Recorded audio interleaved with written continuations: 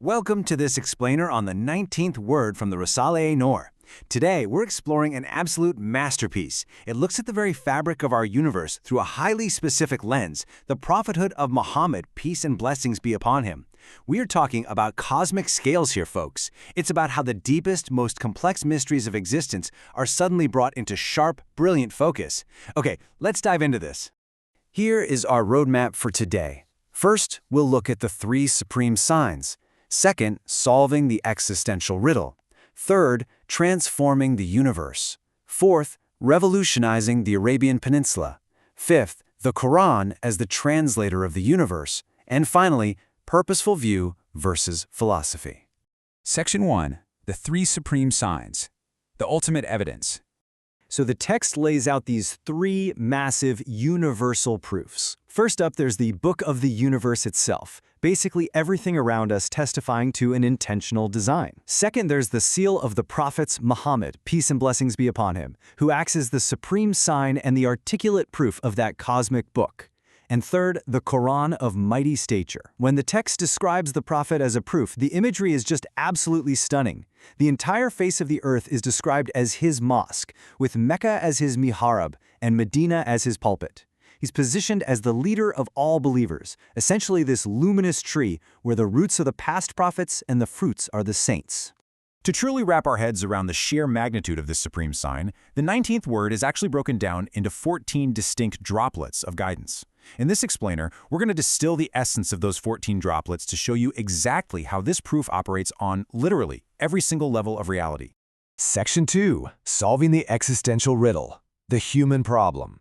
Now, I want you to really think about these three awesome and honestly incredibly difficult questions for a second. Where do you come from? What are you doing here? And what is your destination? I mean, these are the heavy hitters, right? The riddles that have completely bewildered human minds since the dawn of time. The text points out that the prophet arrives with a truthful address that actually solves and expounds the strange riddle of the world's creation. He provides convincing, deeply satisfying answers to these exact questions, basically transforming our existential confusion into utter clarity. Section 3. Transforming the universe, from mourning to joy. Now, what's really interesting about this perspective is the visceral contrast it sets up. Think about it. If you view the universe entirely outside the light of the prophet's guidance, it's honestly a terrifying place. The text describes it as a place of general mourning. Living beings seem hostile, completely strange to one another. Inanimate objects, they look like ghastly corpses, and living creatures seem like orphans just weeping at the blows of death. It's incredibly bleak. But through his light, that entire paradigm just flips completely. The universe becomes a place of joy and ecstasy.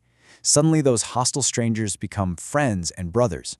The dead, inanimate objects are recognized as familiar officials and docile servants. It is a total shift from existential dread to profound, beautiful purpose. And this quote brilliantly captures the core of that shift. Without this light, the variations and transformations in the universe, the random events we see every day, they just look meaningless, futile, like the playthings of blind chance. But with it, the world becomes a literal book of wisdom. Every movement rises to the level of a dominical missive, a purposeful, divine message directly from the Lord. Man goes from being this wretched creature, kind of crippled by his own intelligence, to an esteemed monarch and vicegerent of the earth. Section 4. Revolutionizing the Arabian Peninsula, a social miracle. If you wish, come. Let's travel back in our imaginations for a minute to see how this cosmic truth actually played out historically. We're looking at a sheer, undeniable social miracle that took place in a broad, unyielding peninsula. We are talking about the instant eradication of deeply rooted evil, savage customs that people were fanatically attached to. And the prophet didn't just enforce rules through some kind of outward domination. No, he fundamentally conquered minds, spirits, hearts, and souls. He decked wild peoples with the absolute finest virtues, to the point where they literally became the teachers to the civilized world. Think about human psychology here for just a second. Removing even a tiny habit, like say cigarette smoking, from a small group of people, that takes a powerful ruler, immense effort, a really long time, and honestly, it's still incredibly difficult.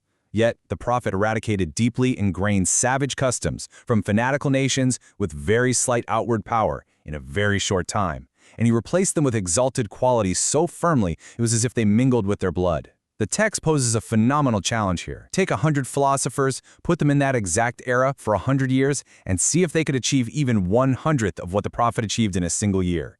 Spoiler alert, they absolutely couldn't. Section 5.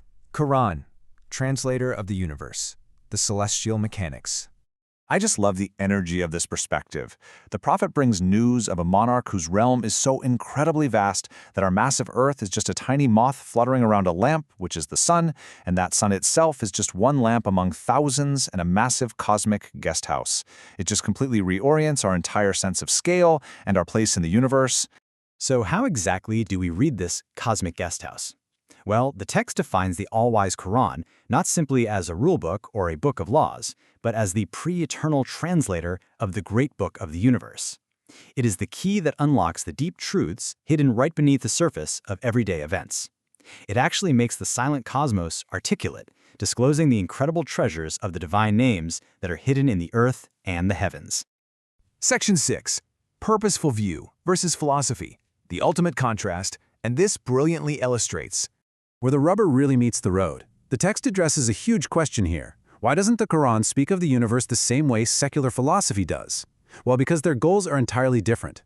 The Quran looks at beings as evidence for their creator. It calls the sun a revolving lamp, which instantly conveys a sense of order, mercy, and a sort of palace-like decoration prepared specifically for living beings.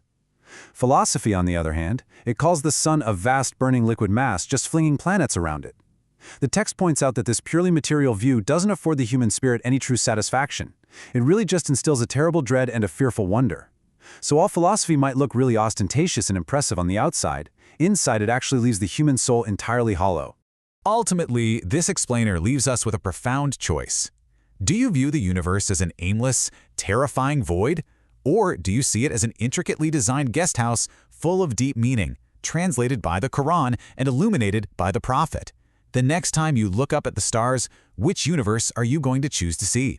Our goal in publishing this explainer is to be helpful to you. If you think we have achieved our goal, that is, if this explainer has been helpful to you, we kindly ask you to like, subscribe, and share it with your loved ones.